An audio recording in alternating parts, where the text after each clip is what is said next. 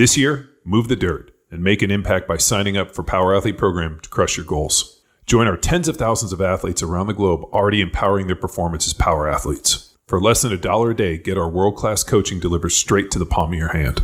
Our programming is performance-driven and goal-oriented. Finally tuned through my firsthand experience playing the NFL and subsequent decade-long coaching and collaborating with some of the baddest motherfuckers on the planet. As a special time offer for the month of January, pay up front for a full year of training will give you a free 15-minute consult with myself or one of the crew, plus your choice of nutrition protocol, putting you on the best path for success. Visit powerathlete.com/training and start today. Those who start tomorrow never get shit done. Start fucking today. Hey, welcome to another episode of the premier podcast of strength conditioning. I'm John Wellborn. I'm joined here by Mr. McQuilkin. Good Hello. to see you. Hey, all right. Happy New Year. Happy New Year. Happy New Me. Happy New You. And we're joined by world famous coach Dan Pfaff. Thanks. Thanks for having me. I don't know about world fame. Oh, world famous, world class. We can do whatever we want. Dan, we spoke before. You have some experience on a ranch yourself. Yeah, I grew up in farm country. My father's from Wisconsin and dairy farmers, and then he moved to Dayton, Ohio during World War II, and so we were small farmers there. So primarily Holstein dairy and a lot of ag, a lot of baling hay and fruit and vegetables and things of that nature. So I understand working the land very well. Yeah, we were out there cutting trees, and I was saying those China berries are so hard that as you're cutting, you can actually see sparks coming off of them, and off the chainsaw. And as we got done, my wife and I were just kind of sitting there, kind of watching it. And the old man who we got the land from, Mr. Perkins, who's in his 90s, told us stories about them coming out and cutting these trees down and managing this whole thing with like ropes, axes, and hand saws. Yeah, and like digging out stumps and this whole deal. And to think that they did all this without any equipment is pretty interesting. Well, there's the pyramids in Egypt. So some of those old guys probably had a better grip on things than we do with all this tech. Well, isn't this idea that as we progress, we somehow become more intelligent, and then all of a sudden everything's antiquated? I mean, think about the performance training world and strength conditioning and speed. Yeah. Everybody's got some new adaptation, which just feels like all they went and did was read books from 50 years ago and are now just trying to repurpose it. Yeah, I find it interesting with a lot of young coaches that I mentor. I'll bring up people like Comey and Bosco and Schmidt-Bleicher in Germany, and they don't even know who these guys are. And they were foundational guys, in the science. Well, Dan, take us back to your origin. So earlier you said you were working on the farm and within a school. Is that where you got your coaching origins? So I grew up in the late 60s, early 70s, so the Vietnam War and the protests and the civil rights movement. So it's pretty chaotic time. So I was in university trying to dodge the draft as best as possible because, we were just blue collar area in Dayton, a lot of factory workers. I think I went to 18 funerals before I even got out of college from Vietnam casualties. And I was pretty adept at sciences. My dad ran a construction company, so I knew a lot of the construction trade and I knew the farming trade, which is kind of a blessing because most of those industries kind of make you a neo-generalist, if you will. Sure. And you learn to build networks and that you can't know everything about everything, so you better know people that do. And I went in to see my advisor. He goes, "What are you trying to do here?" And I was like, just going to school. And he goes, "Well, you've been here 4 years. You probably ought to graduate." And I was like, because, my draft number on the lotto was 13, so I knew I was going. And he said, "Look, we've got a real shortage in Ohio for science teachers. And, we can, if you take some education classes and whatnot, we can get you an emergency certificate." I said, "Does that keep me out of the war?" He goes, "Oh, absolutely. There's these forms." And I was like, "Okay, I'm in." And so while I was in university, I kind of volunteered at my old high school. They were understaffed and under budgeted. And, I kind of got the coaching bug that way. And then I was like, okay, well, I'll teach science classes and coach and dodge the war. Wow. And work on the farm. Yeah. What year were you born? 54. 54. Yeah, my brother's wife's dad graduated high school. And the day after graduation, got his draft card and was in Vietnam 3 months later, and ended up surviving and coming home. And he's like, every single day. He goes up. It's every day after that's been like the best day of my life. Yeah. And it's pretty awful. It was a terrible time in this country for sure. You see any parallels between that time and kind of what's happening presently? Yeah, I'm a history buff, and I think the wheel turns pretty consistently, especially, in these times of tribalism and divided, and everybody's, it's the worst the country's ever been in. But if you lived in the 60s, it was pretty bad then. And, Cold War scare, I remember every week in school we had to climb under our desk in case they had a bomb. And, I was kind of a thinker back then. I was like, how is being under a desk going to save me from an atom bomb? But, we did it because that's what we were told to do. Yeah, no, my mom made a good point. She grew up, or she lived in San Francisco. She was a accountant during the 60s, came from Canada, and then got hired by a accounting firm that liked architecture, and lived in San Francisco, and, really at the height of that deal. And she's like, honestly, it was a scary place. She's like, You didn't want to go out. You didn't want to go downtown. You'd see, the protests and this. And she's like, there was this idea of San Francisco in the summer of love. And she's like, it looked like a war zone every single day. And I never wanted to leave my apartment. Well, there was like the SDS, they were bombing ROTC buildings. And then, in Ohio, we had Kent State. So, and then, I had people that were freedom riders to the south with voter registration, and people, jailed or killed in those processes. So, our country's had some pretty chaotic times, the Great Depression. And so I think, when it's immediate history, it always is alarming. But to me, the wheel of history turns. Yeah, I think it's Doris Keating's Goodwin. She did a masterclass. She's a presidential historian. Her husband was Kennedy's speechwriter, and she was one of LBJ's assistants. And she made a really interesting point that America's not that fragile. And I always kind of go back to that. And she's like, America has, never cracked. And even though we've seen, some, stress points, America is not that fragile. She's like, as long as we have faith in it, it'll, persevere. And I think that's a pretty good piece. Well, I'm hopeful. Yeah. So give us a little history, right? So how did you work as a science teacher and you get into coaching? How does that really kind of transition into, in the last 20, 30 years? I was a high school coach, in the 70s, early 70s, and, you kind of did it all. So, I had to tape ankles and fill whirlpool tubs, because I was kind of sciencey. I was the athletic trainer. They didn't have them back then. And we built a small weight room. Weight training wasn't real prevalent, in the early 70s, even in football, even in Ohio, which was a football mecca. And so because I worked in track and field with throwers, I knew I'd studied weight training and what was going on there. So all of a sudden I'm the unofficial strength coach and off-season conditioning guy. So a lot of my career has just been circumstantial. It just kind of, the door opened and, I walked through it. Back then we didn't have internet. We had library, and then we had maybe what you would call a coaching clinic or a symposium. Or a telephone where you actually had to pick something up and call the person. Or write letters. Or write letters. Months for the answer. Or like I was a biomechanist, applied biomechanist. So back then we had Super 8 movies. So you had a camera and you put in a cartridge and you filmed it. Mm-hmm. And then you had to take the cartridge to the drugstore and wait 2 weeks for it to be developed and come back. So the problem that you thought you had 2 weeks ago might have disappeared or gotten worse. And, we had a hand crank projector and we'd stop the film and had a fan blowing on it so the film wouldn't melt, and we'd draw angles and with a protractor measure things. So, now we have Dartfish, you can click a button and measure like 50 angles and all kinds of things all at once. So it's kind of blessed, but I stumbled onto a guy named Tom Tellez. He was a coach at UCLA at the time and coached many Olympians. And he was the first guy, coach I heard talked about science and systems and biomechanics and whatnot. So I started stalking the guy. Wherever he spoke, I was there. I drove from Dayton to Colorado Springs to the training center, and to New York. If he was in a clinic in Cleveland, I drove up there. And he had just taken a job at the University of Houston, and Coach Tellez was Carl Lewis's coach, Leroy Burrell, endless Olympians.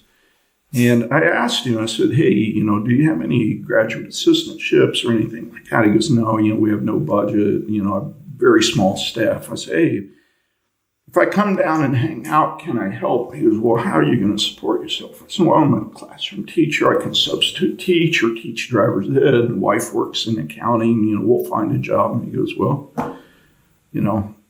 if you want. And so I went back to Ohio. My wife and I packed everything up. We knew in a U-Haul, moved to Houston, and that started the journey. I was a college coach for 30 years. One of my stops was at UTEP, which was the United Nations of track and field. Minors, yeah. And it was 83 and 84. And in 1984, I had 9 athletes in the Olympics. I had 2 medalists. I was at 30 years old, and I thought, shit, this stuff's easy, man. I'm a genius.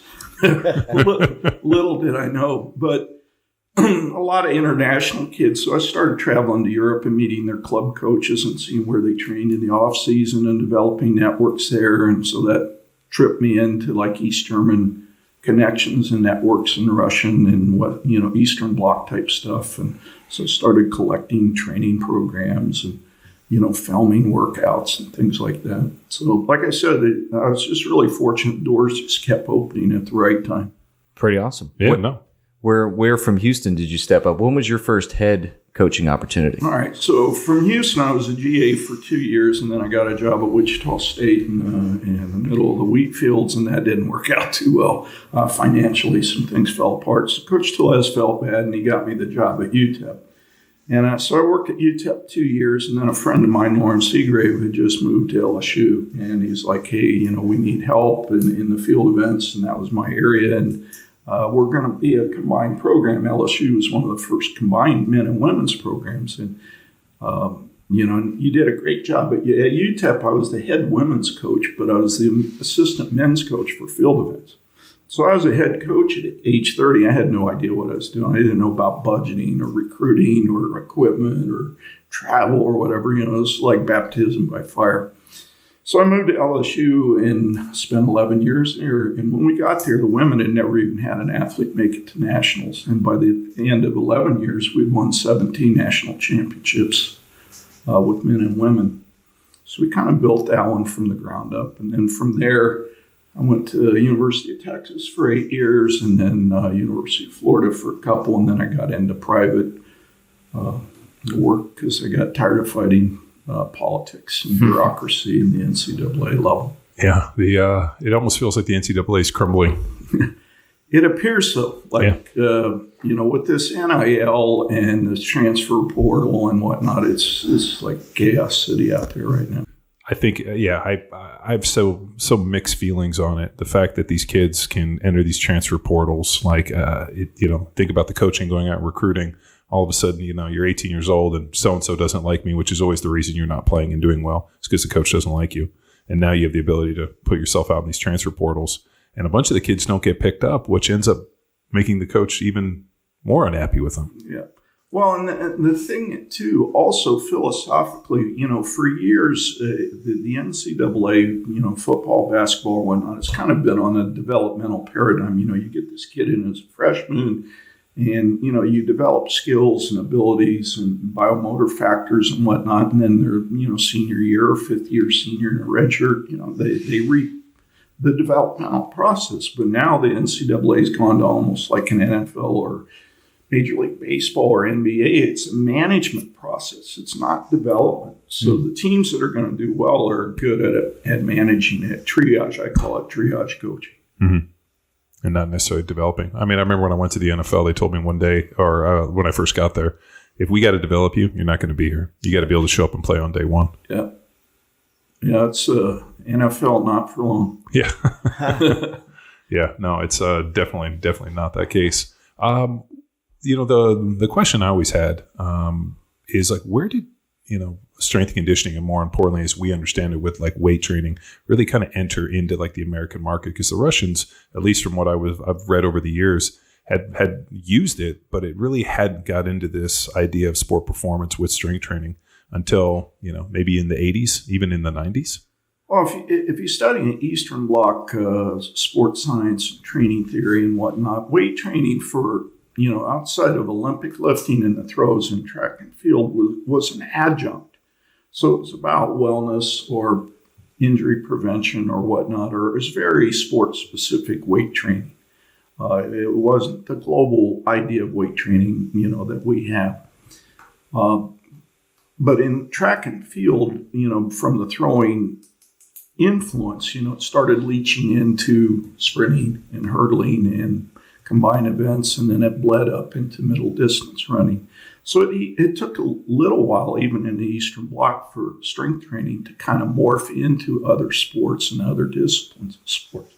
So it wasn't like they just started out and say, hey, everybody in the DDR is going to weight train. It was a process and a journey also. And, I can remember, like I said earlier, high school football in Ohio, nobody had a weight room in the 60s. In the 70s, there were a few, and in the late 70s, it started to get more in vogue. And, I remember when NSCA was, formed, and, I used to write for them and serve on committees and whatnot. And, that industry started. I remember when there wasn't an athletic trainer position or industry, if you will, and now, that thing. So the strength training and the athletic trainers have built this kingdom.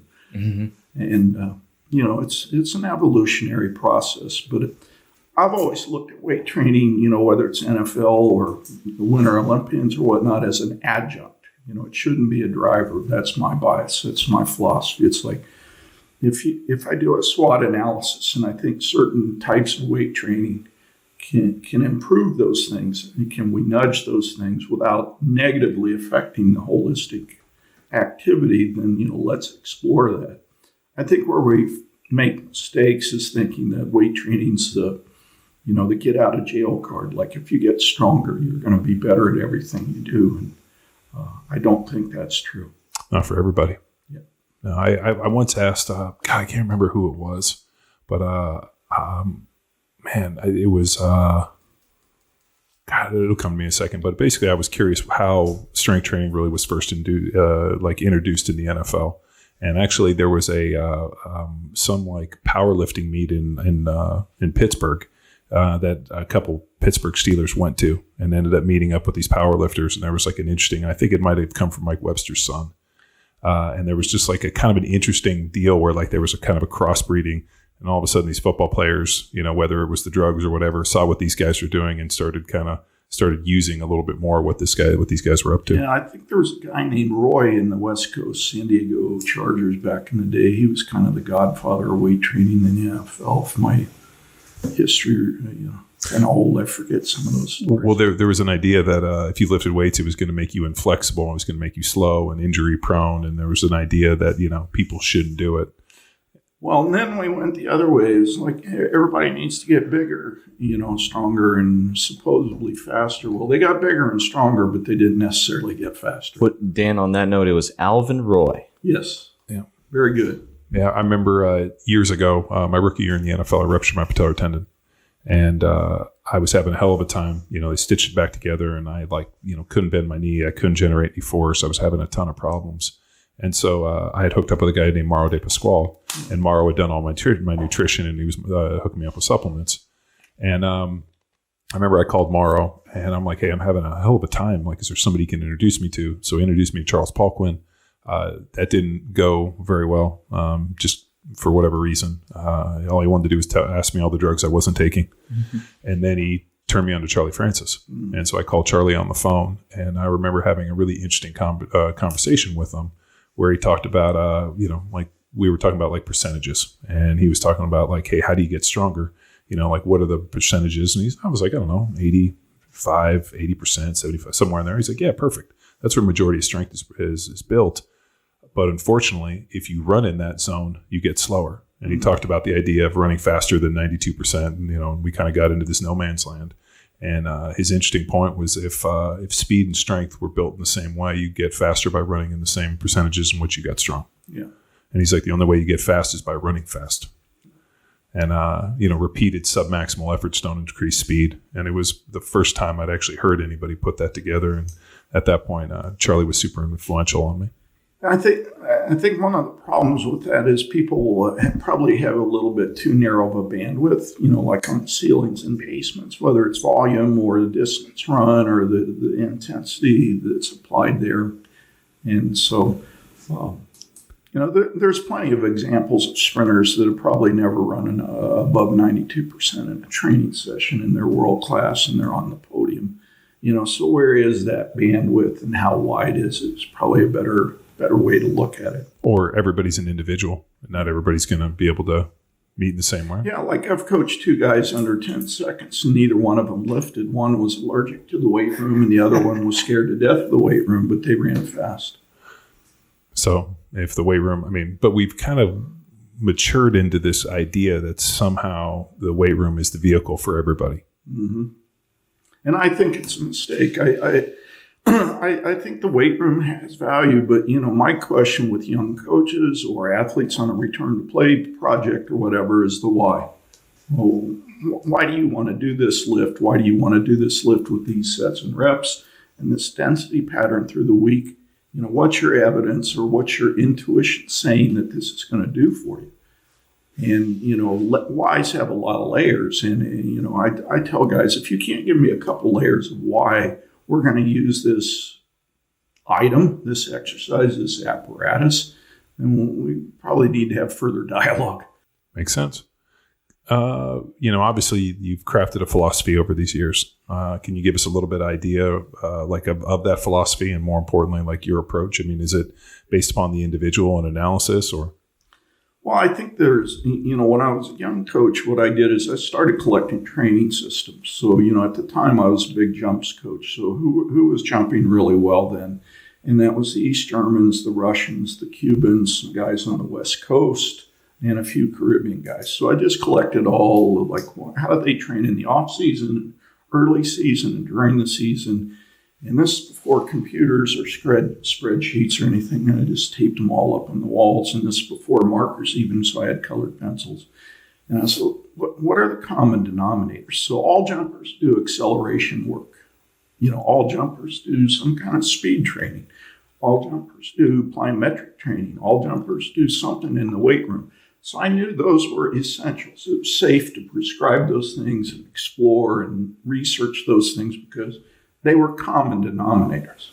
And so I've always kept that approach in any sport that I get into, whether it's hurling in Ireland or cricket bowling in the UK or, a skier going downhill. What are the essential things that they have to do, and what are the essential things people are currently training? That's a good starting spot. And you want to get esoteric off there, fine. But it's an educated esoteric drift. It's, you got to keep the essentials the essentials. Awesome place to start.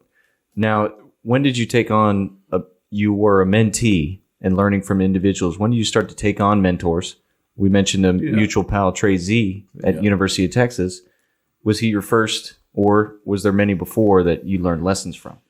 Well, like I said, I grew up in the farming industry and the construction industry. And so networking and seeing outside expertise in the construction trades, you're an apprentice and then a journeyman and all of that. So I went through all that processes. And unbeknown to me, that's what I was doing as a coach with Coach Tellez. He was kind of, I was like the apprentice and he was, the master carpenter.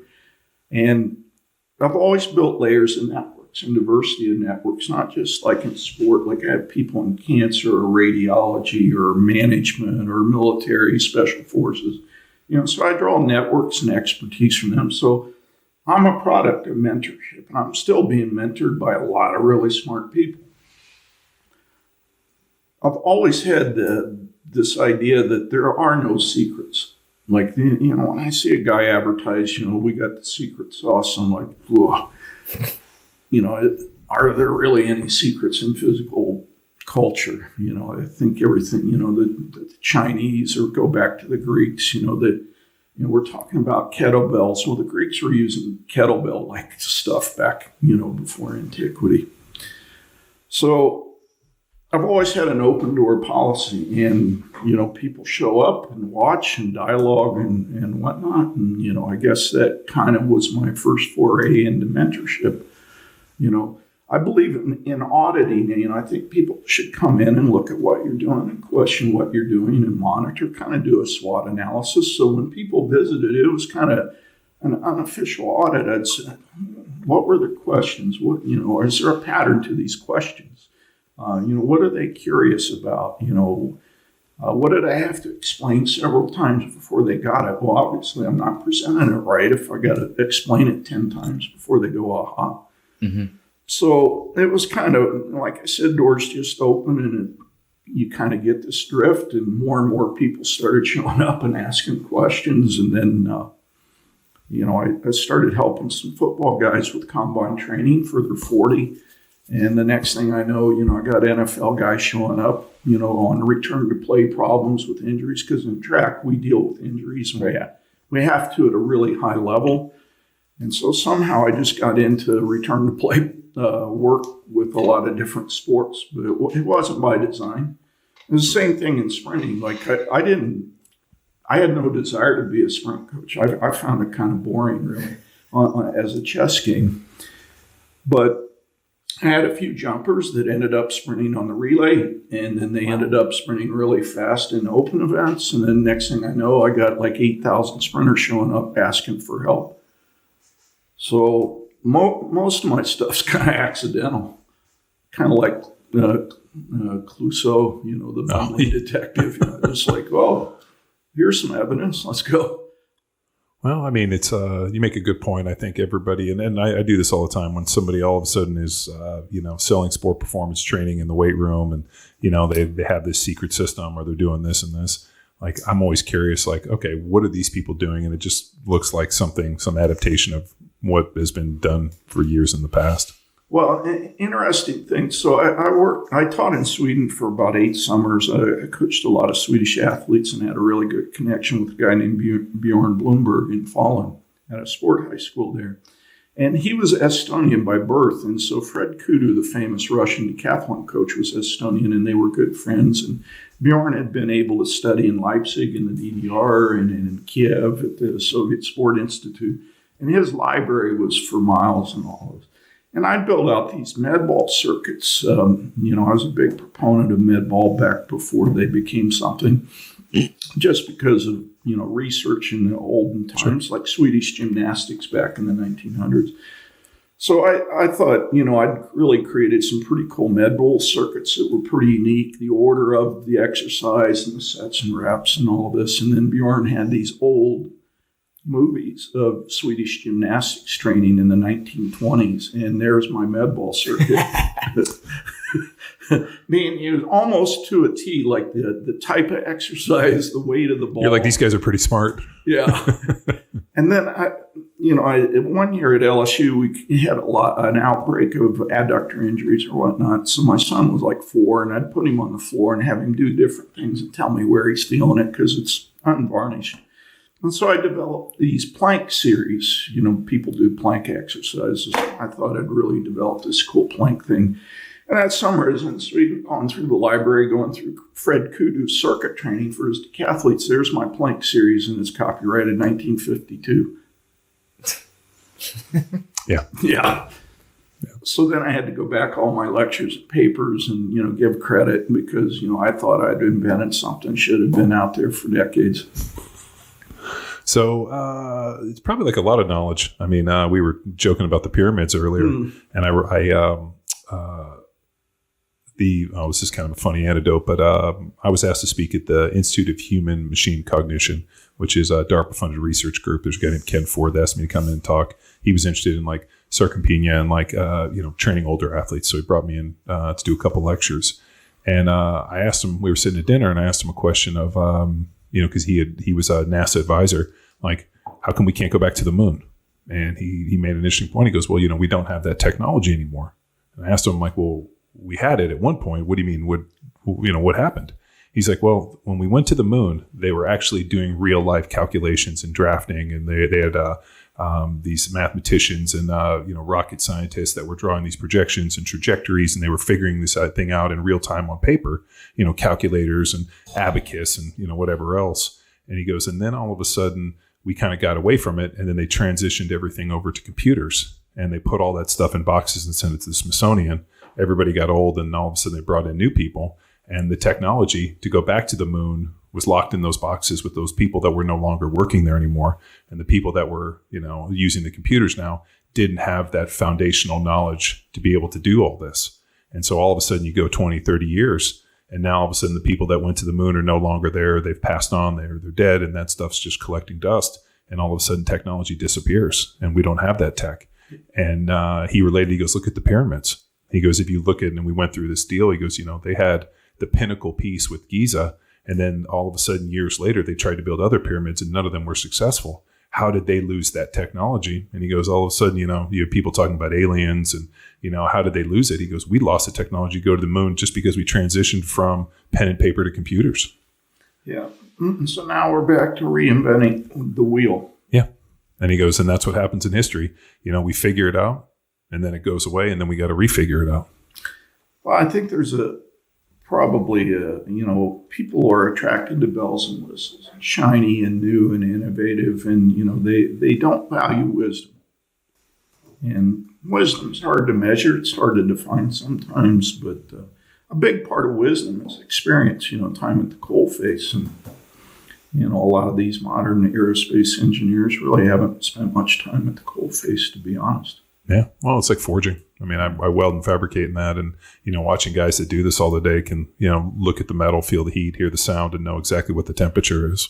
Or they can see the glow of the metal and say, well, this has got this alloy or this impurity in it, so it's probably not a good call. Yeah.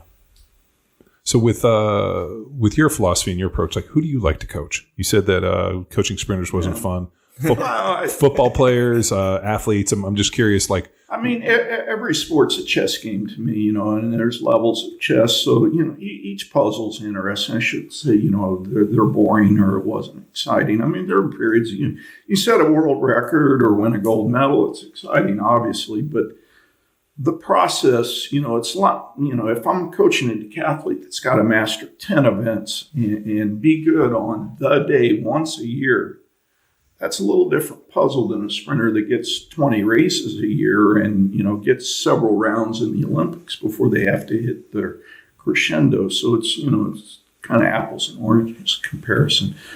I like to coach athletes that are curious, that are in, the process, that are process people. I struggle with outcome people or robots.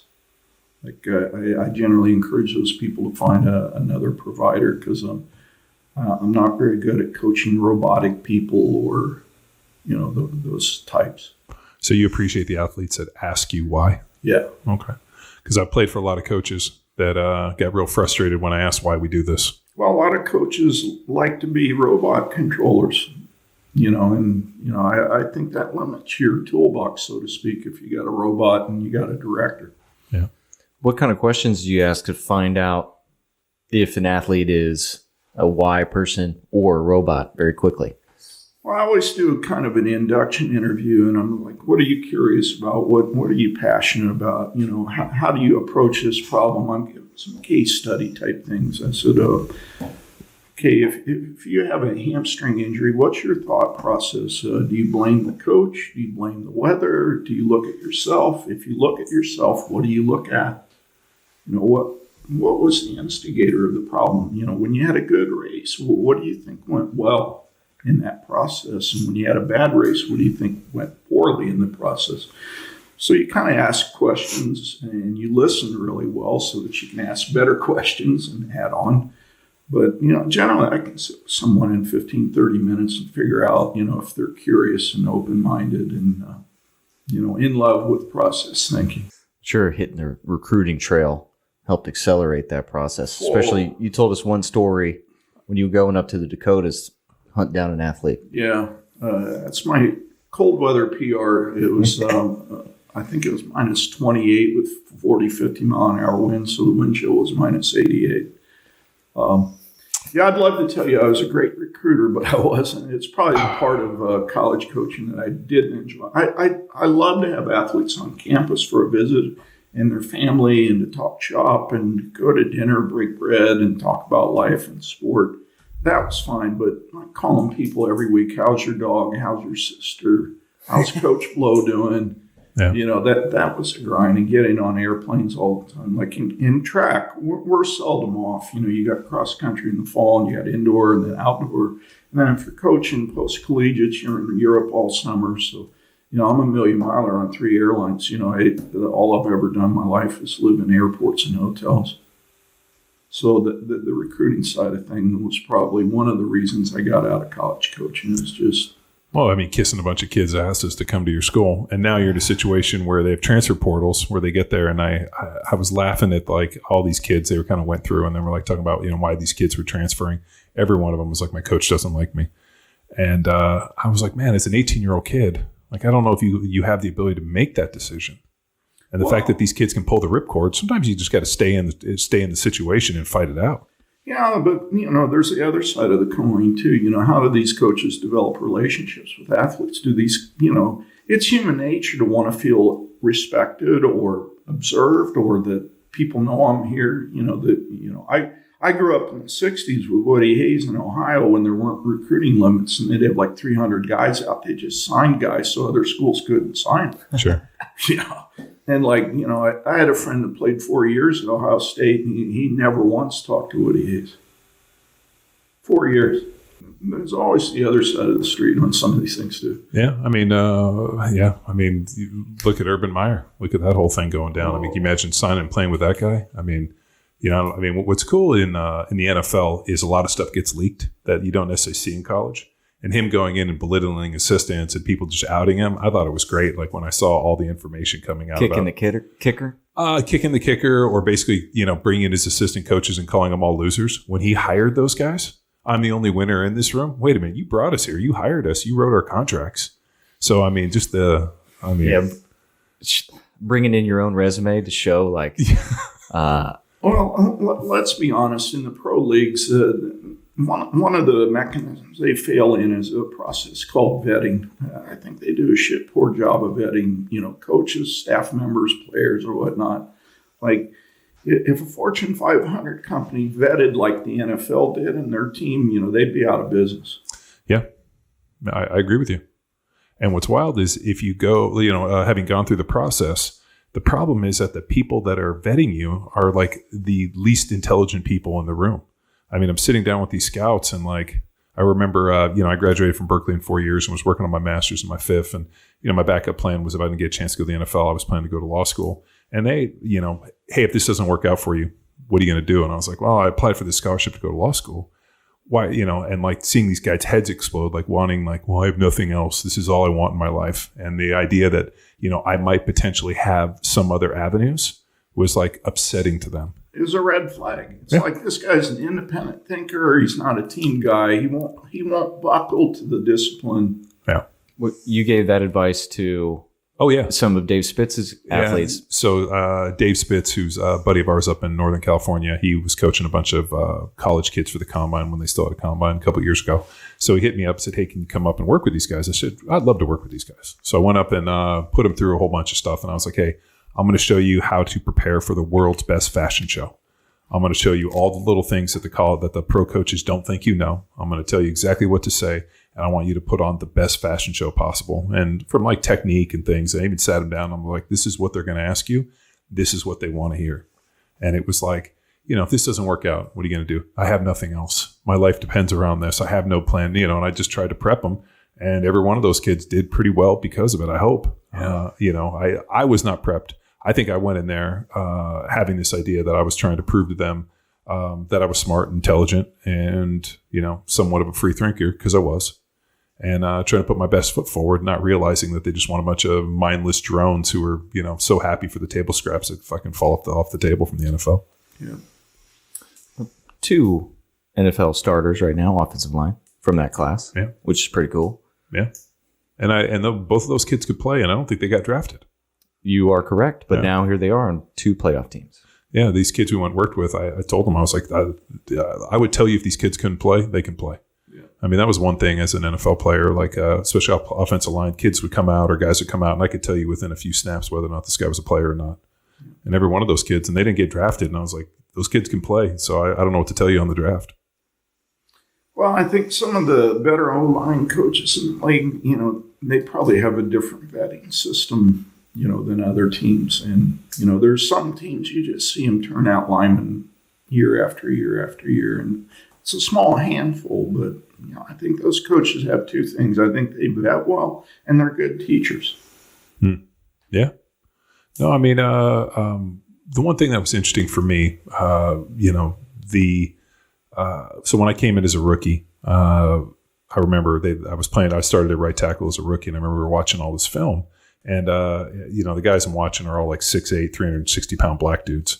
And I remember asking the coach, I'm like, you got any like 6'5", 300-pound white dudes that I can watch? Because the techniques that you're showing me on film, like, I can't do this. I mean, that's just not who I am. And I remember like my coach like scratching his head and being like, oh, that makes sense. Yeah, do you have any Pittsburgh Steelers stuff from the 70s? Yeah, I'm like Tunch Jilkin. Do you have Jim Lachey? Zimmerman? Jumbo Elliott? Those type of guys. Yeah. I'm like the dudes that are about my size and about my physically about what I can do. And then I just watched that and I was like, those guys all set vertical, big punch. I'm like, I can do that all day long. And that was an interesting point. I remember years later my coach being like, man, that was really sharp. I'm glad that you did that. And I remember thinking, how come you don't look at every individual and be like, hey, this guy kind of reminds me of you. This might be a technique that you should pick up. Well, I think there's a bias, especially now in the NFL, to schemes and tactics and strategy. Like the number of coaches still teaching in the NFL is dwindling. Yeah. Power Athlete Nation, want to take 1 minute to remind you why Power Athlete is performance for the people. We love the garage gymmer. We love the athlete that is taking their performance into their own hands. We offer 8 different strength and conditioning programs reverse engineered from common goals like getting jacked, becoming more athletic, or introducing the barbell for the first time. To learn which program is best for you, head to powerathletehq.com/training. If you're an enthusiast, a parent, or a professional coach, we also offer education. At academy.powerathletehq.com, learn the method to the madness, the Power Athlete methodology, and a hell of a lot more. Next up, shop.powerathletehq.com.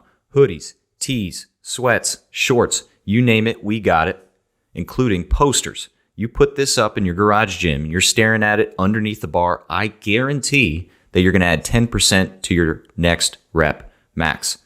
And finally, you can check us out on YouTube. We're dropping movement demonstrations, going through our setup and execution of the finer movements found on all of our Power Athlete training programs, and cutting clips of this podcast that you're listening to right now. So if you want to share in this experience with your lifting buddies, go ahead, seek out Power Athlete on YouTube.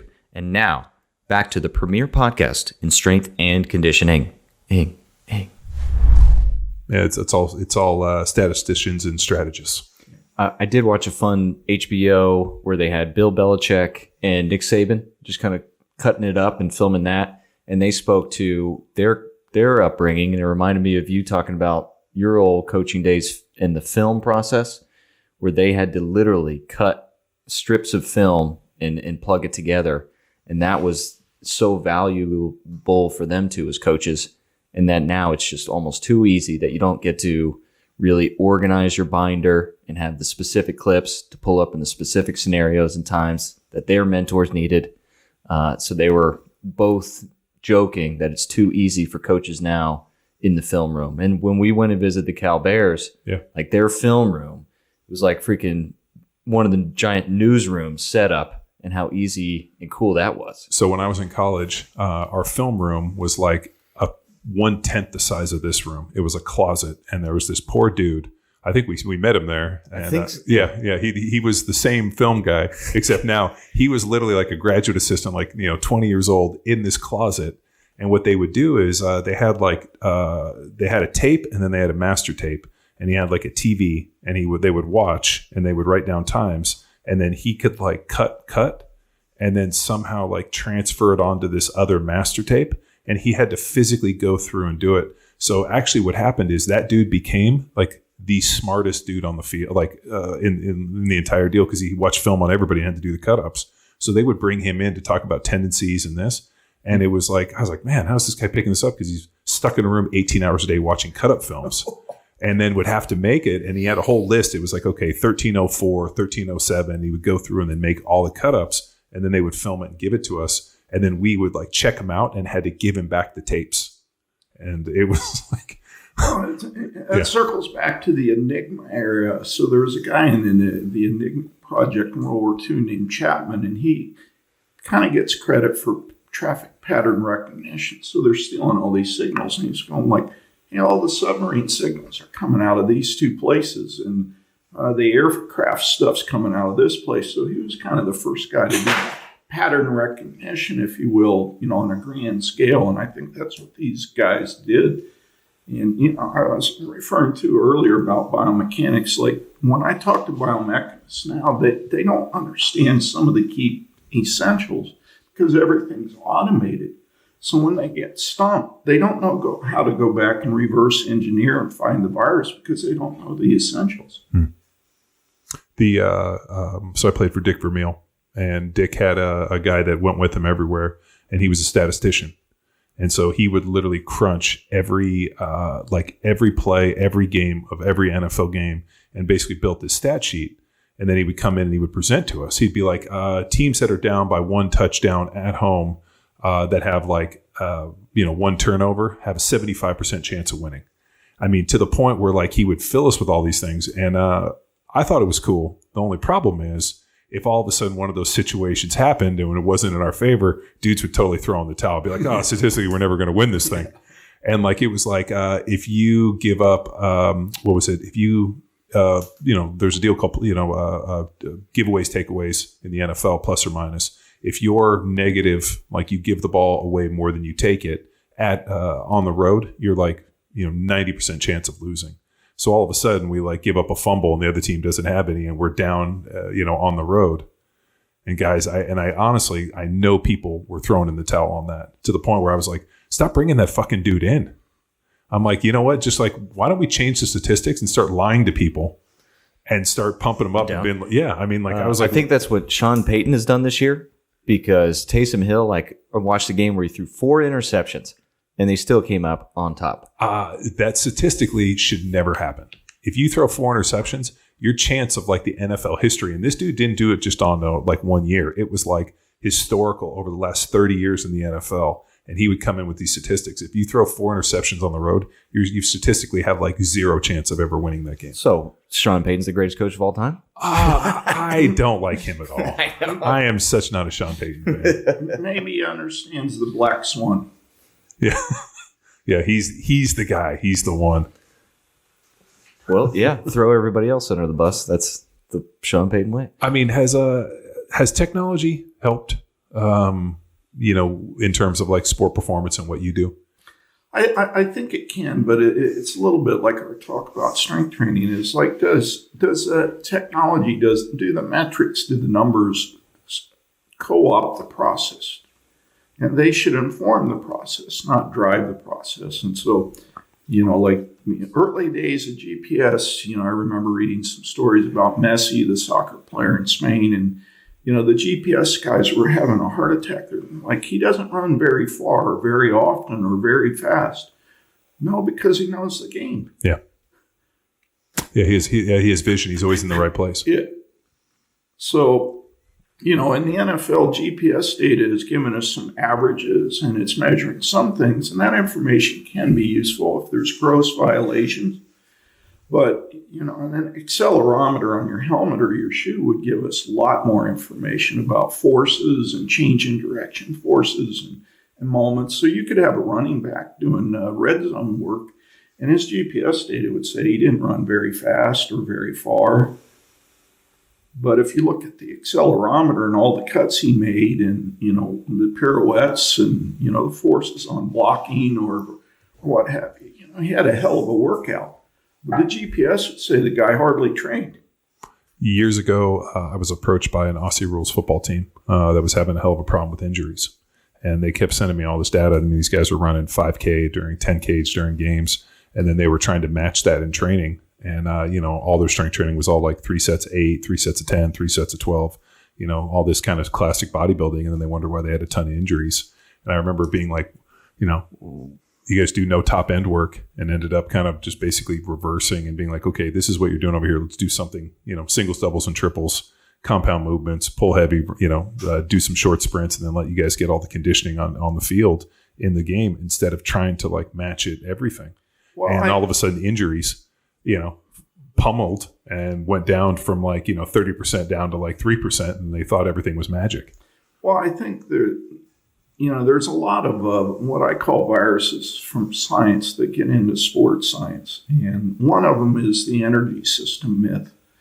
So energy system research has a long history, and a lot of the exercise physiologists that did the pioneering work and subsequent work, they're endurance-based people, and mindset and passion and hobby and whatnot is endurance, whether it's endurance skiing or endurance swimming or endurance running or whatnot. And energy system research is pretty easy to collect, blood or gas, the old Douglas airbags and things like that. So because it was science and they had the studies and it was peer-reviewed, energy systems kind of took sports science by storm. But, one of the myths is, like people get into, well, if I'm doing this, I'm in this zone of the energy system or this zone of the, well, when you're born, all those energy systems kick on. It's just which one's predominating and for how long does it predominate in the activity. So like in AFL, 70% of the time these guys are walking or jogging. But so do we ergonomically analyze what's happening in the 30%? Well, they went real biased on energy system, lactate capacities and thresholds and whatnot, when that's not the problem and that's not the crux of the sport. And so I think this, science has a way of leading us down some rabbit holes at times. Well, also they, with the energy systems, they almost discuss it like it's this, almost like separate rooms in a house. Yeah. Hey, if you're, training in that ATP, it's exactly this time. And then the minute that you go over this 1 second, you get into this glycolytic phase. And I always thought it was kind of like, almost like, like music almost. Like you walk into one room, you can still hear music in the other room, and it kind of blends, and then they kind of transition. Well, back in the days in the 90s, these lactate pro analyzers came out. So you prick and you get a blood drop. Yeah, I remember strip that. And, so we were doing a lot of lactate studies, and I found this interesting. So a world-class 400 hurdler or 400-meter runner or an 800-meter runner, at the end of a world-class race, is producing 11, 12 millimoles of lactate, right? And plenty of studies show that. And then we started testing our sprinters. So, one of our acceleration workouts, block starts to 20 or 30 meters. And we do like 5 sets of 3 runs and, copious rest between the sets because we wanted high quality and we were monitoring output. We didn't want to see output drop down. And these guys could do maybe 15 runs that way. Well, when we tested their lactate at the end of that workout, 18 millimoles of lactate, and they hadn't run any further than 30 meters. I'm like, well, there's a lot of ways to produce lactate. And it doesn't mean you have to run thousands or 600s or 400s. So what we found is power speed people can produce really steep, fast levels of lactate, and then it spikes and they recover, spike and recover. Where endurance people, they have a more gradual slope, and then they do a lot of work in that plateau of lactate. So you're really training apples and oranges here. If you're a repeat, sportsman, you're more interested in the slope up and the slope down, and the time between there before you spike again. Those are the salient landmarks. And so again, this is the virus of science. That people got into lactate testing and what is lactate or what is your hydrogen ion concentration level when it's really, when you look at the data, sprinters have unique curves, slopes up and down, and endurance people have more gradual slopes and they spend time working in the crap. Well, how did we fuck up that the whole lactate thing so badly? I mean, the idea of the burning and the oxidative stress and this, and I mean, like that feels like one of the most butchered things. To this day, I hear still people be like, "Oh, my legs are burning. It must be the lactate," and we're like, "That's not the case." Like that lactates. We know from endurance people that they're really good at burning lactate. Well, I think part of it's the Krebs cycles. Like people stop at pyruvate, they don't really look how things shunt there, and that's just their last stop on the train. When they get to pyruvate, they think, okay, we're in this next level of the stratosphere, and they don't understand how complex biochemistry is. Yeah, no, it's yeah, I mean, that one to this day is still messed up. And I'm always like, man, I don't know how we messed that one up. Well, sports just littered with myths. And, like in America, we're taught if you work longer and harder and more frequent, you'll be better. And, that's true to a point.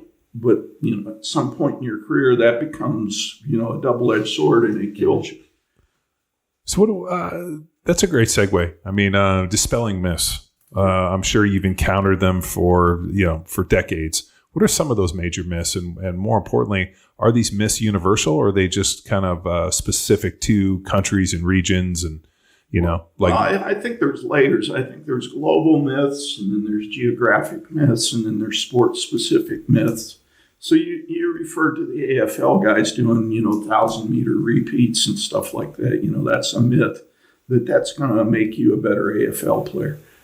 Despite the data, or currently the Nordic hamstring is a big deal, and we're like, if you do this, you'll never have a hamstring injury. Well, how that shit working out for people? Charlie Francis, that was a direct. If you can do Nordic hamstring curls, you never pull a hamstring. Yeah, well, the data says otherwise, right? So I'm kind of a common sense guy, so I'm looking at a Nordic hamstring. It's a slow, eccentric one joint exercise. I'm thinking, wait a minute, sprinting's two joints at really high velocity, translating across the surface. With turning on, turning off really fast. It's like, So I was intrigued. So I did a lot of research in my travels and whatnot. And when I went into teams that were claiming great data on Nordics, and I watched the process, they were doing a lot of other things, other types of lifts, and they were doing high-speed sprinting. And so, they had the total package. Nordic was just an adjunct tool in the toolbox. It wasn't the only tool.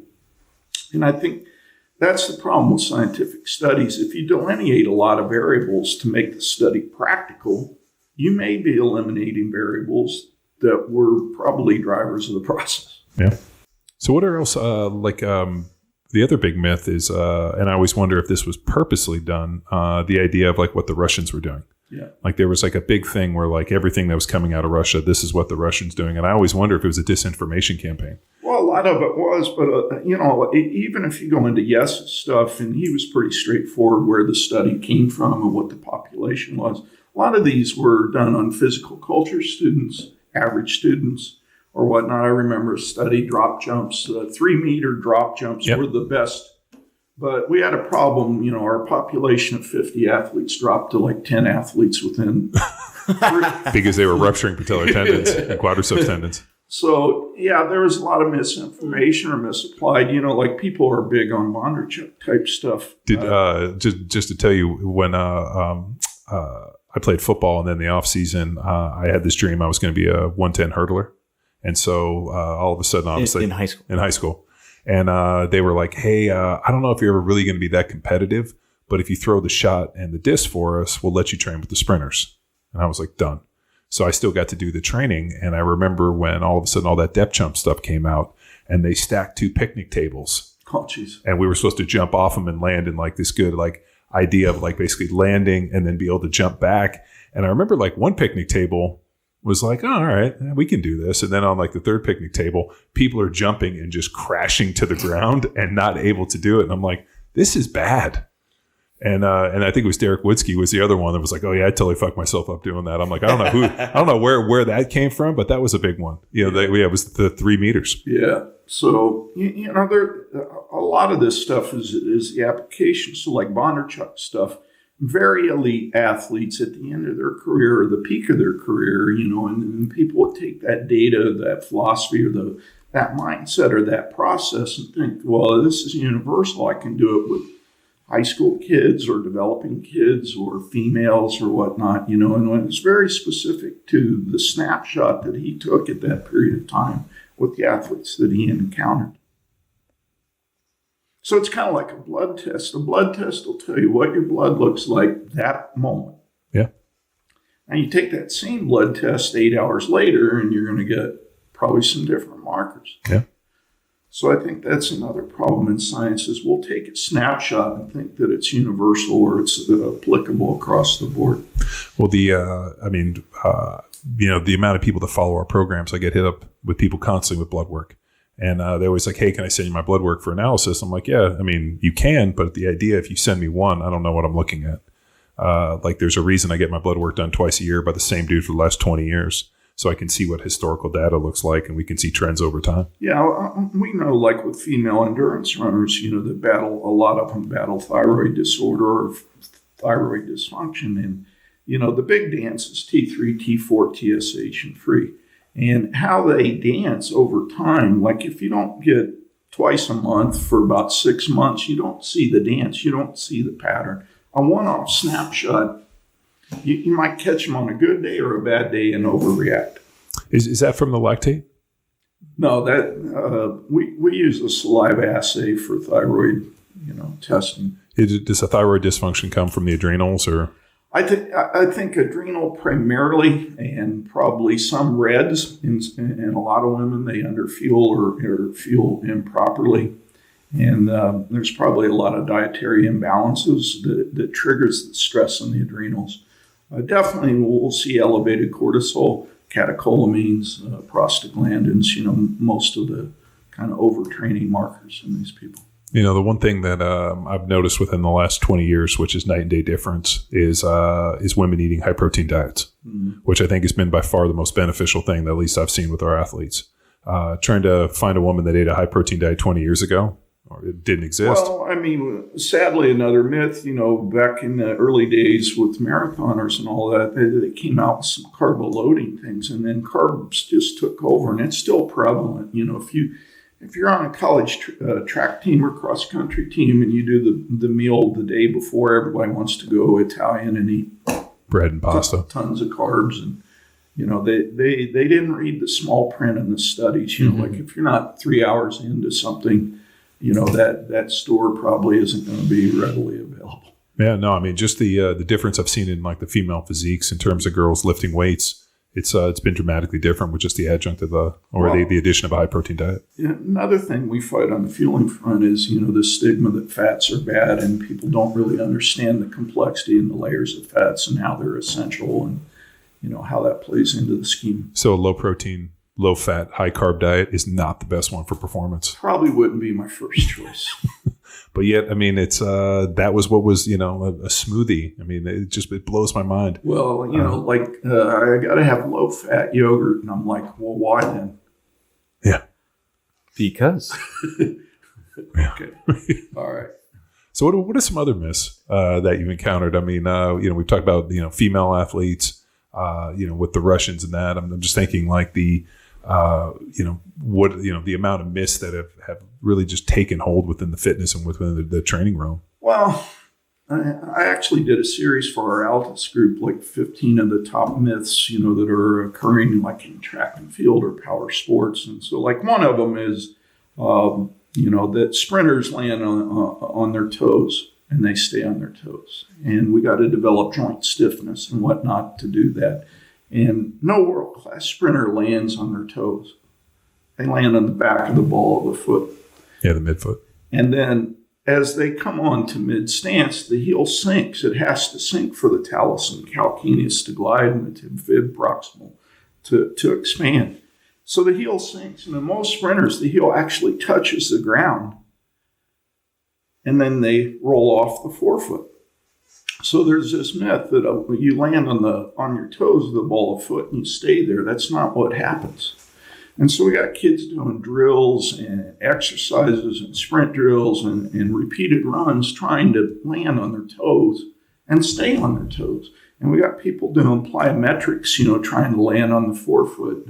And, it's my bias and my opinion that this is creating a lot of injuries and inefficiencies of running. So this myth that, when we were young, get tall, get up on your toes, stay up on your toes. You heard that all the time. Yeah, up tall and fall. Well, that's not what happens. Like at mid-stance, the human body amortizes. The hip joint yields, the knee joint yields, the ankle yields, the heel drops. Now those yieldings are congruent, but that's how joints translate, and you put certain structures on stretch to get sprung off the ground. If you don't amortize economically, you're going to run slower. Here was one that I always subscribed to. I always thought that people that had flat feet were slower than people that had more of an arch. Mm-hmm. And I thought that the arch was more like a rebounding, almost like acted like a spring. And that's one that's proved to not be true when all of a sudden you're looking at feet. Yeah, if you go into the NFL locker room, probably 80% of the locker room has a negative arch or a flat foot. And those guys are pretty fast. And you go into the NBA locker room and it's the same deal. That in arch design architecture is so much genetically influenced. Like Northern Europeans have a higher arch, it's farther back, and then there's different components of the arch, the transverse, the longitudinal arch. And I think the thing that people fail to realize, there's 26 major bone joint factors of the foot. And the foot's really pliable, and it's like a symphony. And when we put it in rigid shoes, or now with these carbon plates and carbon spikes, we're changing the dynamic. And so we're seeing epidemic numbers like in the NFL, with these carbon plates and carbon honeycomb spike designs and whatnot. Because carbon speeds up forces and velocities. And if the foot can't withstand it, it's going to send something up the food chain and something's going to destroy it. So when we look at Liz Frank injuries, I was going to say Liz Frank. Yeah. In the last 5 years in the NFL, it's through the roof. Like in my day, I'd never heard of those injuries.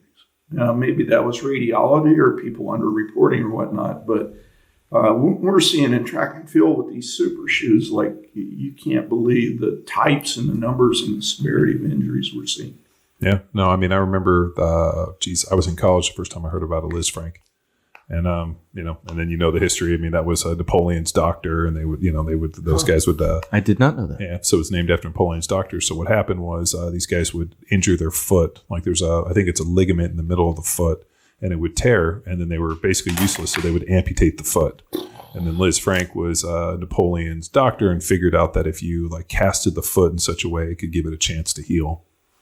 And so, that's kind of the coup de grace. That's definitely a bad one to get in the NFL, or at least it was. Now they do some stuff where they pin it, they put it back together. Well, and, we're doing a lot of research, too, with allografts on tendons and, how to repair fascia of the foot. And, some of the engineering's figuring out, okay, why are these structures being torqued or under such severe torsion? And, people are buying designer shoes with carbon plates and carbon spikes, and it's just you're putting the foot at risk. Yeah, but it looks cool, Dan. Yeah. like in our day, the only shoe out there was PF Flyers or Converse All Stars, and we wore that stuff all the time. Vans. Yeah. Yeah, that's the first shoes I ever had. I still wear them. What about ACL injuries? That's another interesting myth. It's like not only the mechanism. That's. Well, I'm biased, and I do a lot of epidemiological research, so collect files and data over time. And, I work, like I said, with AFL or European soccer or NFL or, what have you, and start looking at the data. And we're putting people in very rigid shoes, and the surfaces are changing, even if they're natural. Like a natural turf field today compared to a natural turf field 20 years ago is totally different. Yeah. So now we got a real rigid shoe on a field that doesn't yield. Well, those forces have to go somewhere. Mm-hmm. And so, like in the NFL, I work with the NFL Player Safety Commission on some ideas. And we're looking, with all these cameras in the stadium now, we can do motion capture on guys in the game and look at things like lateral torso position, forward flexion, where's the foot contacting in front of the center of mass? How are people decelerating? So we're looking at ACLs, whether it's happening, unimpeded after a collision where the athlete's trying to correct himself. During a collision, is it an acute incidence where, somebody, like we had one last week where a receiver got caught and, guy went right through his knee. You can't bulletproof against that. That stuff's going to happen. But I think something that's being under-researched is the bias in training that's putting structures at risk. And so you have a lot of people that are biasing anterior chain exercises. And if posterior chain exercises aren't compatible, then you lose it. So I work a lot with Dr. Matt Jordan in Calgary. He's this famous ski rehab guy. And, if you want to look at ACL repair and timelines and processes, he's the go-to guy. And, the average Olympic skier on the podium's had 4 to 5 knee surgeries before they get on the podium. It's just the price of doing business in skiing. And so they've done a pretty good job at looking at causality and return to play and environmental factors. And, on the ski hill, they look at the kinematic factors of the skier going into the gate at the apex of the turn and the exit of the gate and the speed at which, where are they on the hills? Is it shallow, steep? What is the speeds? And it's the same thing the NFL's doing with these studies. Are there torso positions, lateral listing or forward flexion that are dangerous? Like if you get in them, you increase your incidence. How far out is, what I call the fulcrum when you do your movement? Are you cutting on the inside leg, the outside leg? All of these things are variables. So I think with AI and being able to crunch all these numbers, we'll be able to identify risk kinematic factors. Now, how do you change that into training or player awareness? That's a whole nother sphere of influence. I heard you speak 2017 at Play's Speed Summit, I believe it was called, but Derek Hansen, Brett Bartholomew, Landau. I just pulled up my notes from there, and one thing I feel is relevant right now is takeaway for me was you speaking on seeing motion. Yeah. And you highlighted 5 key things: watching an athlete move in real time, stop action, varied speed, reverse action was the big one. And you introduced a term called forward bias, which is pretty funny. And then changing your perspectives, front, rear, side, panning, above. So cool takeaways that I guess apply both to watching athletes in real-time performance, seeing the injuries, but also the training that you've learned over the years. Yeah, I think people in the weight room probably have a little more advanced paradigm. Like if you watch someone squat or do an Olympic lift or a lunge or, a hinge movement or something, we've got a technical model that we expect, and we'll say, okay, the bandwidth allowance is X, and stage of development, maybe the bandwidth's a little wider, and we're using a safer weight or whatnot, but we have a model. Unfortunately, most strength coaches watch from the side or behind. They don't vary the positions. You'll see things from the frontal view that you'll never see from the rear view, and same from the side. And we have cameras above, so we're looking at the Z-axis. But big picture is we identify postures, at various phases of the movement, shapes, what are the segments, off these postures, key landmark positions of certain body segments, angles between those segments, and then movement pathways between those landmarks. So that's kind of our checklist on developing a coach's eye. And sadly, I don't think a lot of strength and conditioning people transfer that toolbox they already have out onto the pitch when they're doing change in direction work or teaching running or, trying to refine running or whatnot. So like in acceleration, there's some big rocks. Each stride gets a little longer, each stride gets a little quicker, contact times lessen, flight times increase, and the attack angle changes. Those are the 5 balls you can juggle. Most coaches can see that or sense that or feel that, or for sure with the iPhone or whatever and all the apps you got, you can collect that kind of data.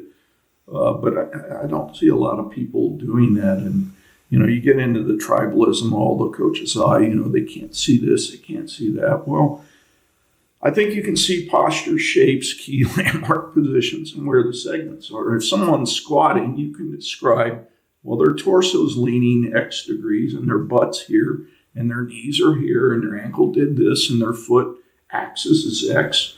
Well, you're already in the process. You've identified postures, positions, shapes, segments, and probably some angles. We get in this argument, is it a full squat, is it a half squat, is it a quarter squat? Well, the argument's about angles, and my deal is like, well, what's the purpose of the exercise? Like, if I've got a high jumper, quarter squat works pretty good for them if it's real heavy. Yeah. So for me, the coach's eye is kind of an essential tool to have in the toolbox. I agree. I coach a high school lacrosse team, and then use the warm up as the opportunity to implement the strength and conditioning. So that's all we get is that 10 minutes, and then try to pull the sport coaches in because they have that ability to communicate. Now it's just seeing the positions we want for defense, similar to how we're teaching the squat, and just trying to make the connections for them to improve. And we start speaking these the same way, so I can coach it at a lower stress in the warm up. They can start to see these things, communicate it, and then translate into the field, hopefully. Yeah, and those sport-specific coaches have a window and an observation. They may not be able to use the terms or the expressions, but, I'll go into an NFL place and the DB coach says, these guys are struggling with this, and this. So tell me more about it. Well, their hips are here, and they need to be here, or, their posture's here and they should be here. And I was like, okay, you're seeing the essentials. Now, how do we correct that virus? Or, like a lot of people try to collect it with closed chain exercises, and the guy gets pretty good at closed chain, but then you put him in the real world and it's not there. Mm-hmm. So how do we build that bridge between a closed chain process into a more open chain process? But a lot of these sport coaches, they have the eye. They just don't have the jargon or the terminology to talk to the sport science providers. Yeah. I mean, one of the mechanisms that I observed in the NFL happened all too often with offensive linemen was guys feet planted, rotation, and then loaded, and would always end up in some like herniated disc or some back injury. So, I mean, that's where I actually got it from Charlie Francis, was all the GPP med ball work with a lot of the rotation and the idea of being able to stay in a good position, generate force, and then catch, and then be able to go. And I worked a ton of that transverse plane with those med balls. And that was actually, I think, why I never ended up with any back injuries. And it was the most interesting thing. We'd watch on film, and I would see it happen. I'd be like, oh, that guy hurt his back. It was the same mechanism: feet planted, rotation, and then loaded. Well, this is what I'm talking about in bias training. So, in your era, a lot of guys squatted or maybe Olympic lift or deadlift. Yep. So they were biased to hip hinging and extension. But when we run and when we are in combat, there's rotational components. Yeah. Well, if you spent 80% of your outside the field work on just hinging, you've got a gap. Huge gap. And a lot of times, I mean, most every time, I was never in a bilateral position where my feet were parallel. I mean, feet were, like equal, I guess, in terms of like this. I was always in a staggered stance. So we would do, a ton of staggered pulls. And it was, everything came from those different stances because that was the stance that was more reminiscent of what I was able to do. And this is a point I bring up a lot in audits. It's like, are you ergonomically analyzing the task that you're asking the athlete to do on the field or the pitch or whatever? And that's where you start. What positions and shapes and angles do they get in? And then how can we support them? How can we develop tissue tolerance or motor recruitment or what have you for those shapes? So I use the term ergonomic, which is in physics, erg is the unit of work. And I think we do a poor job of stepping back and saying, okay, what are the movement tasks, sport-specific movement tasks that this individual has to do? So much of the time in strength and conditioning, we do the physical literacy end of things pretty well, and maybe some global sport literacy things pretty well. But then when it comes to specific sport literacy support, we're clueless. Well, I mean, it just seems like common sense. Like, if this is the set of movement patterns that are requiring you to be successful at your position or your job or whatever it is, we should develop a strength program or strength and conditioning program that challenges those movements and those positions, especially through space, and then finding effective ways to, almost shore up shore up the weak points. Yeah, and that may not be in the weight room. No. That's the thing. A lot of stuff happens on the field. So like in the NFL, you have individuals. And that's probably the most mismanaged period that I see in the NFL, because you have position coaches that'll torch guys during individuals, or they'll do things that are high risk during individuals. And when they go to sevens or teams, these guys are already cashed. Yeah. You sound like every you've obviously been to an NFL practice where you get done with your individual and you're so smoked that you're like, I don't know how the fuck I'm going to get through the rest of practice. Or, and the coaches are fucking going crazy, blowing the whistle, this. And I mean, yeah. or the individuals occur after the bullshit team warm up. So you're not really warmed up. No, not at all. And you go from 5 miles an hour to 60. Yeah, to 100. Yeah. Oh, yeah. No, individuals always. Yeah, you got to be able to survive individual just to be able to get to the team stuff. Have you heard of any team trying different ways? Yeah, for sure. Yeah, but the problem, like, there's a lot of like historical precedents in the NFL. Like, teams will do this because we've always done this, and like, the smartest thing that ever happened. And I really wish I was 10 years younger, because I would have got to play in a different era. But I played for the Dick Vermeil era, where it was 2 3-hour practices, 9-on-7, 1-on-1s. And we were basically banging. You would bang AM, PM, AM, and then we would take special teams practice off in the afternoon. And we would do that for 30, 40 days. And so, you're in, 2 3-hour or 3 in 2 days, you're in 3 or 9 hours worth of padded practices, and just absolute fucking decimation. And then all of a sudden, 2011 hits, the lockout and the new CBA, and they get 5 padded practices for the entire year. And they basically got rid of that. And, I remember Tony Gonzalez calling me, and he's like, dude, we could have played 20 years in this system. He's like, think about how many dudes, in that era, if you played 8 or 10 years, you were like Superman. Now it's like, if a dude played his 8 or 9 years, he didn't even tap into his career. You have guys that sat on the bench for 4 or 5 years. Yeah. So, it's pretty interesting. Like, all these old myths that they thought that you had to do to get guys ready have proved not at all. Like, we got to have a combine. They got rid of the combine, and they still drafted people. They got rid of pads in training camp, and guys still went out there and killed it on Sundays. So it's amazing that they the NFL holds on to these old myths, just like with claws. Well, like I said, I'm an observationist, and I collect data over time. And I started probably in the late 80s looking at NFL careers and longevity and so on and so forth. And I started noticing that there's always 5 or 6 guys that would make the Pro Bowl at the end of the year and have career season, and they missed all of preseason because they were recovering from a surgery or whatnot. And I'm like, something's going on here. This guy missed all the preseason camps and the training camp, and he kind of played himself into shape the first 2 or 3 games, and then he had the career year. Yeah. So that got me, step back and say, So I really started honing in on that. And, what do we see with veterans? They just get better at managing things. So they get married, they have kids, so they're not out running around. The wife probably cooks, or they hire a chef, and they have a massage therapist. They start taking care of their body, and they learn how to pace themselves in practice. Like, what's essential? What do I got to do? What can I cruise through, and things like that. Man, I never learned that. Yeah. I never learned that. What, John, was it you or one of your teammates that spoke to the the weight? Like, once you got to, well, that was me. Yeah. So I came in and started as a rookie, and then I got hurt, and then I came back, and I had this idea. It was funny. They told me they wanted me to weigh like 325, 330 pounds, which was a terrible idea. So I was trying to get as big and strong as I can. Did get big and strong, benched 535 for reps, and just hit some insane numbers. Weighed 326 pounds. Went out there the very first mini camp, and I was playing left tackle, and I took a set, and I remember I was so slow that I felt like a planet with this little defensive end orbiting me as how fast he was beating me around the corner.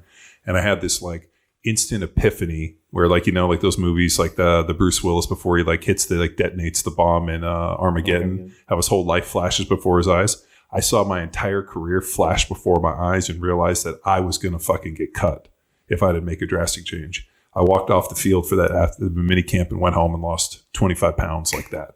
I mean, I would get up in the morning and I would run.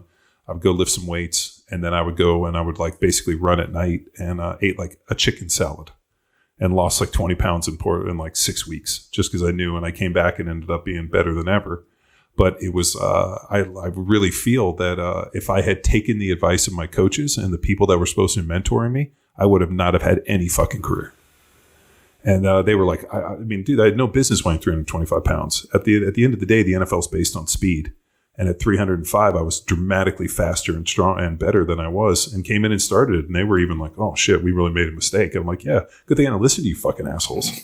So I think what I found too is when I was trying to put on all that strength, I realized that I got to a point where more strength didn't help me. And the time that it took to develop it ended up taking it away from what was really important, which was my technique work. Yeah. And I read, I think it was either in Super Training or maybe it was in Science of Practice for Zadaskorsky.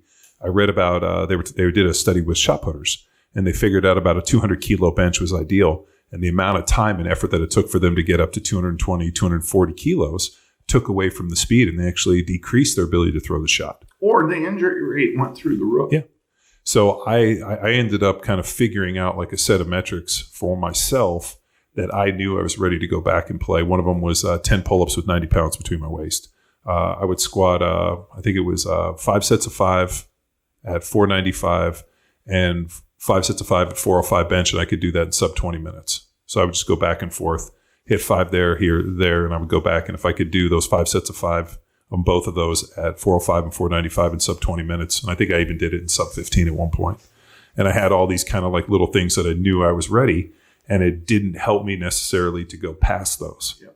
And so, I figured that out about my third year. And so when I was training, I would train back to what in the minute that I hit those, I knew that not necessarily that I had to coast, but that I just needed to maintain what I had already developed and just keep working my speed and keep refining my technique.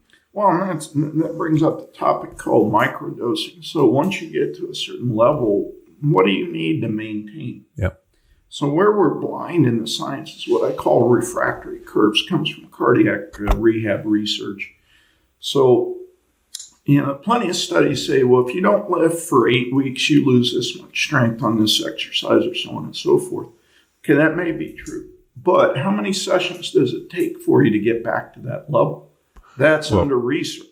Yeah, but you hit it right on the head, get back. So what we found all too often is if somebody builds a base level of strength and actually has a foundation, if they go away and come back, it comes back dramatically faster than people that never establish it. And that's what we call the refractory curve. So I've had kids that have retired for a year, burn out, or an injury they just couldn't figure out, and come back. And I had a pole vaulter, Brad Walker, American record holder, and he took a year off, just burn out, and then he came back. It was the Olympic year, and he's like, I want to change programming. I'm burnt out. I only want to train 3 days a week, and I don't want to be in the weight room or whatnot. I said, well, let's do something in the weight room to bulletproof you a little bit. How about Olympic lifts once a week? Okay, I can do that.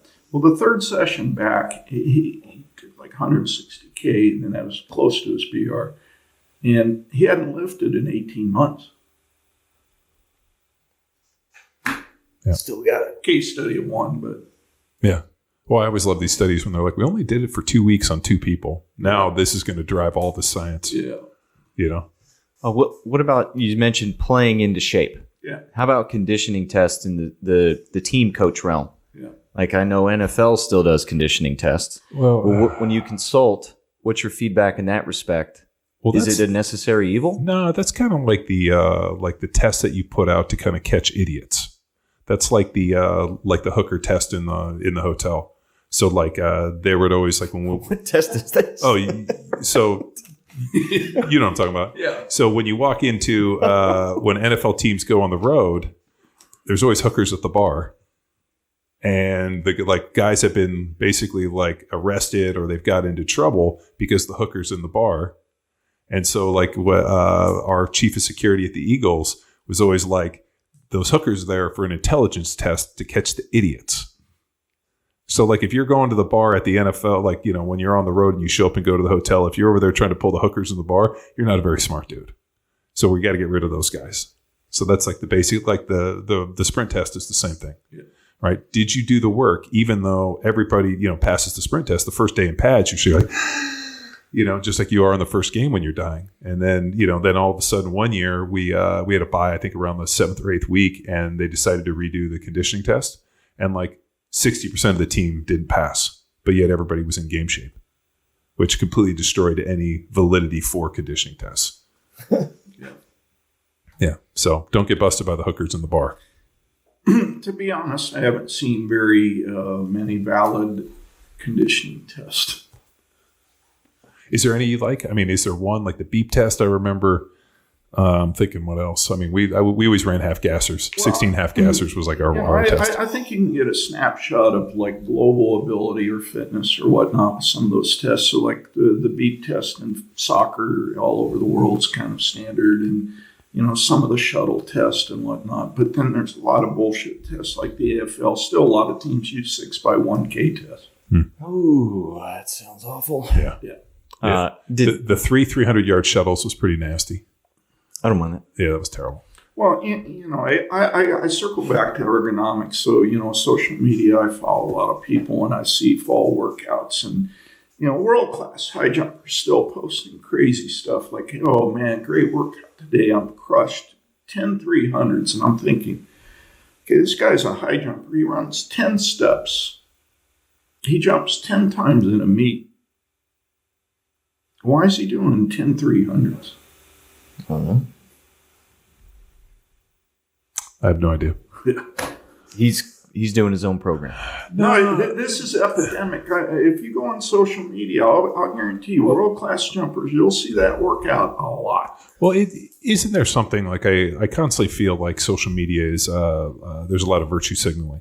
Like there's this idea that like you have to somehow be setting your body on the funeral pyre and lighting it up for admiration on social media to show exactly how hard you're working. Well, I got a theory on that. I don't think he did all the reps. I think it's like those fitness women who show pictures of pizza and donuts, and they don't actually eat. Yeah, they're like, oh, we totally had a cheat meal. Then they're in the bathroom throwing it up. I'm like, you did not eat that. Get out of here. Yeah. Do you think urban myths? Yeah. Do you think social media has hurt or helped performance training? Good question. Great question. I mean, I think it's helped in terms of like connecting people that I wouldn't necessarily be wouldn't be put in front of. So it's introduced me to people that I would have never have seen. But then I also think, is that necessarily a good thing? Well, I think it's a double-edged sword. I think, it makes people aware that there may be other ideas or different concepts or different ways of looking at things or, exposure to research. I see a lot of cool articles that I download all the time. But, the flip side is there's no filter. I mean, anybody can post anything and be a keyboard warrior or a keyboard expert, and, really have zero time at the coalface. So, I think it's kind of like, how do you develop a filter system for this? And, that's where the network comes in. I'll send a paper out to 5 or 6 guys in the realm that we're talking about. So let's talk about this.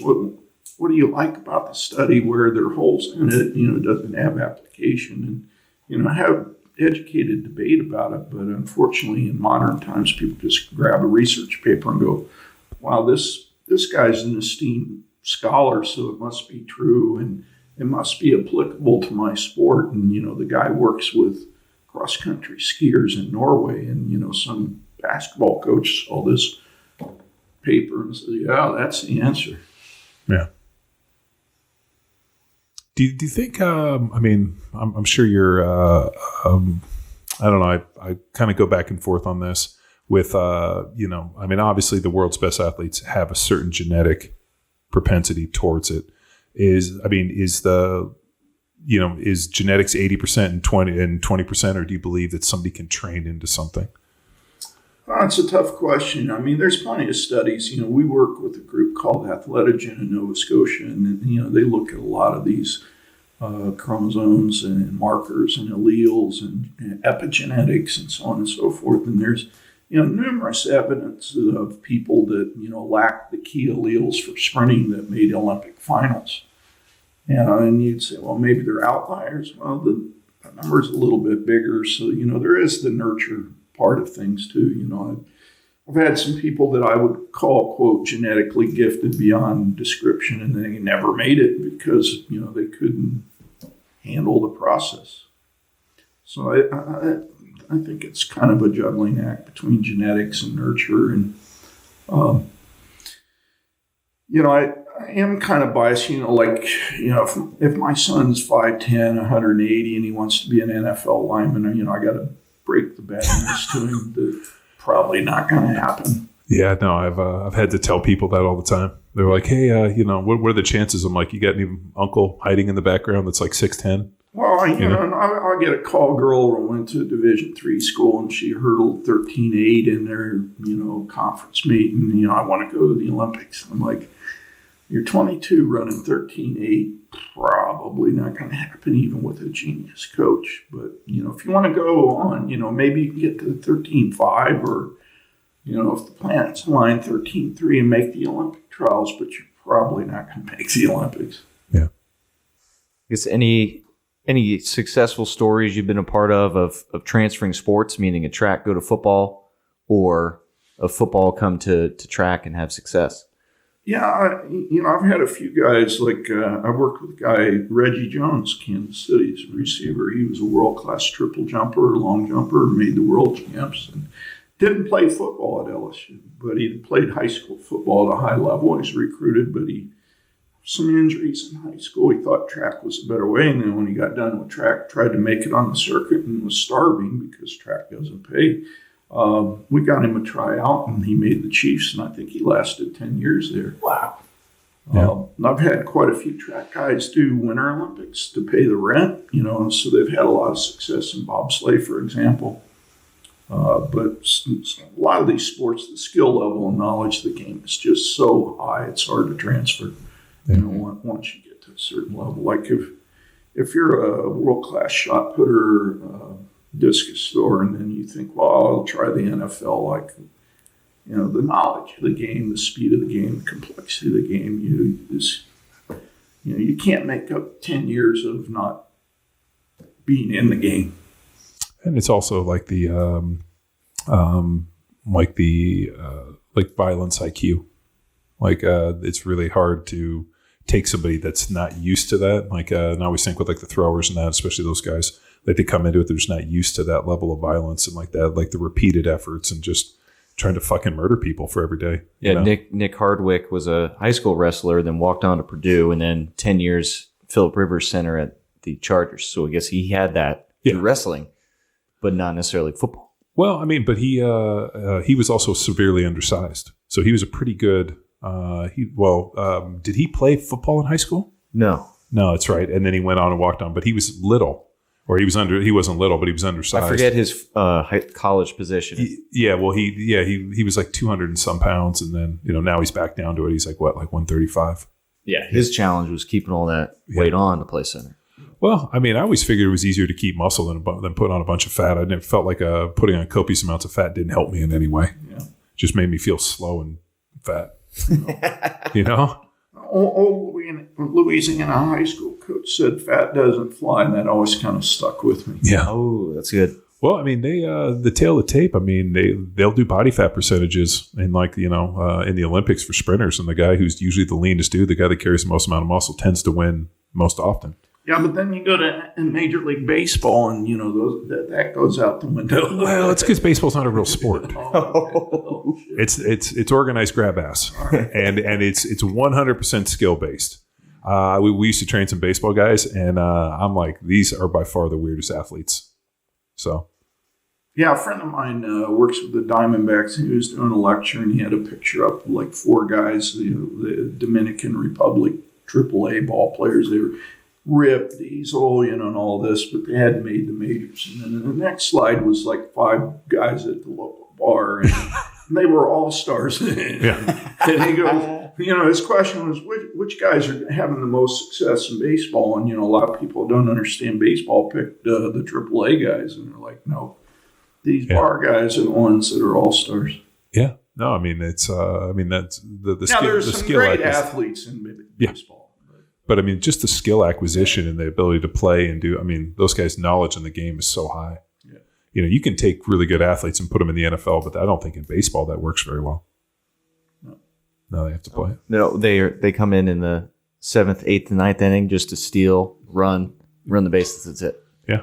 Those are the athletes. Well, trying to hit a slider or a curveball at 94 miles an hour is not an easy task. Yeah. Oh, believe me, I would gladly not play baseball. I mean, it's way too many games. Well, the curveball got me out of the game. Like I just couldn't pick up the spin of the ball, so I was bailing out all the time. And it's like, at age 14, my dad said, I don't think you're made for baseball. Like, what sport did you play growing up? I played them all. So I played football, and in the winter I played factory league ice hockey and basketball. And then my brother was a wrestler, so I scrimmaged in wrestling. And in the spring it was track and field. I was a pole vaulter, hurdler, and then in the summer it was summer baseball. And so it was whatever season was in vogue. What would you say the greatest display of athleticism for sport? Is it pole vault? Is it the decathlon?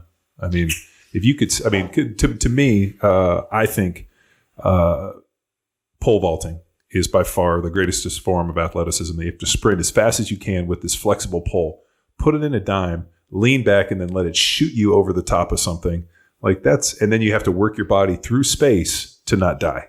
Well, I think the term athleticism is a pretty vague term, So if you look at Olympic 3-meter divers and what they can do with their body, or gymnasts on uneven parallel bars, or, if you want a big toolbox, the decathlon, you got all these different events. And, I personally think an NBA guy, the skill sets that they can exhibit on the court, or a baseball player, that's a all-world shortstop, but also leading the league in, batting or whatnot. So a lot of this is how do you define athleticism and whatnot. I'm a little biased to track and field, so, I kind of go with the pole vaulters, or I don't know if you've ever watched the hammer throw for a throwing event. That's some pretty unique stuff that happens pretty fast. Yeah. No, it's but at the end of the day, you've gifted athletes that are training specific to execute the task at the highest level, and and it's cool to see when somebody does it right, like the guy throwing the shot put that set the world record in the Krauser. Ryan Krauser in the Olympic trials. I mean, that dude. I think that's the beauty of sport. I think people are, even if they're somewhat educated, can see the aesthetics of movement. Yeah. And they can discern good movement. So if you go to a college hammer throw meet, like half the guys were walk-on throwers that didn't make it in the other event, and some of them were, recruited as hammer throwers. You got this big potpourri of ability. The average fan can sit there and say, this guy's really good and this guy's crap. Mm-hmm. Well, I said it years ago that our bodies or our mind or whatever, like we are really good at observing symmetry. I mean, it's how we know beauty. I mean, it's it's to the point where growing up in Southern California, or actually living in Newport Beach, it was interesting because people have a lot of plastic surgery. And you're looking at these people and you're like, man, something is off and I can't tell what it is. And I asked somebody about it, and it's because it's unnatural symmetry. You're seeing things that don't look right because we're so prone to being able to observe symmetry. And all athleticism is our ability to observe symmetry, and we can observe beauty the same way that, the analogy I give is I'm not a Ferrari fan, but if I hear a front engine V12 Ferrari pull up, instantly I'll turn and look and I know exactly what it is. Just like when you see somebody do something that takes your breath away. Yeah. I mean, there's no way to quantify that. Yeah. Well, Dan, you have a lot to offer online. So where can people continue to learn from your experience? Well, I'm not a marketing guy. I do work with a group called Altus. We're based in Atlanta, and it's an elite athlete training program, primarily for track and field. But a big part of our work is coaching education and performance education. And so kind of one of our missions there is people are swimming in knowledge right now, like online courses, alphabets behind your name. Yeah. But people don't know how to apply it or when to apply it. That they've got the tools in the toolbox. They just don't know when to use them. And so that's kind of our mission, is to mentor coaches and performance individuals like therapists or team doctors or S&C people, and, getting more adept at using the right tool at the right moment for the right duration. Mm-hmm. Cool. So our Altus website is easily accessible. A lot of free content. Cool. Yeah. And then Twitter. I know you're on Twitter. Are you on Instagram? I haven't figured out Instagram. My 10-year-old granddaughter kind of keeps me up to date. So Nice. Twitter was pretty easy. She set me up, and I do that. Cool. Well, you heard it here. Thanks for tuning in to another episode of Power Athlete Radio. Thank you. And thank you to Thorne, Oh, sponsor of this episode of Power Athlete Radio, for connecting us to Dan. And let's see. I'll link up in the show notes, 20% off everything. Power Athlete, you got it. cool. Thanks. Thank you. Thanks for having me. Yeah, Enjoyed thank it. you. Appreciate it. Bye.